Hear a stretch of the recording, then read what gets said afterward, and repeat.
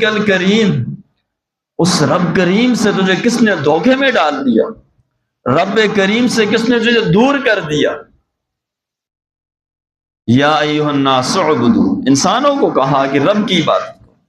وہ ہے کہ انسانیت ایک سب سے بڑا ترہ امتیاز ہے کہ باوقار اخلاق، سخاوت، کم بولنا، اچھا کھانا، سود سے دور رہنا، حلال پہننا پہنانا، حلال کھانا کھلانا، حرام پہننا اور پہننے پہنانے سے دور رہنا، سود کے کام سے دور رہنا، اسلام سے قریب رہنا، ہاں بے حیائی اور بربادی سے دور رہنا، ظلم و ستم سے دور رہنا، اور اپنے آپ کو اللہ اللہ والوں کے قریب کرنا، مدینہ طیبہ جانے والوں سے محبت کرنا، ہاں ان سے دعاؤں کا کہنا، یہ ایک اسلام کا خاص ڈھانچہ تھا جس کو انسانیت کہا جاتا۔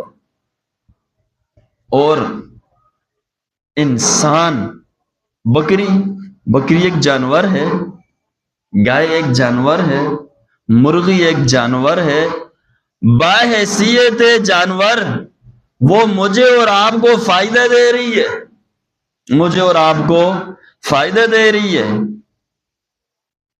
بحیثیت کتا اگر حفاظت کے لیے رکھا جائے وہ بھی آپ کو فائدہ دے گا، آپ ناراض نہ ہوئیے گا۔ میری آج کی گفتگو کا عنوان یہ ہے کہ ہم انسان بھی ہیں کہ نہیں؟ مسلمان یہ تو دوسرے نمبر پر ہے، پھر تیسرے نمبر پر مومن ہے، اور پھر مومن کی درجات ہیں جس کو قرآن مجید نے بیان کیے۔ انسانیت کی کیا صفات ہے، انسانیت کیا چاہتی؟ یہ میں نے آپ کو مثال دی، بکری اور گائے، مرغی اور چھوٹے چھوٹے پرندے، یہ جانور بھی انسان کو فائدہ پہنچاتے ہیں، اور اس کے مد مقابل کچھ جانور ایسے ہیں جیسے سانپ ہے، یہ نہیں چاہتا کہ کوئی دوسرا زندہ رہے، جس کو ہم سی کہتے ہیں، شیر، وہ تو اپنے منہ پہ چاہتے ہیں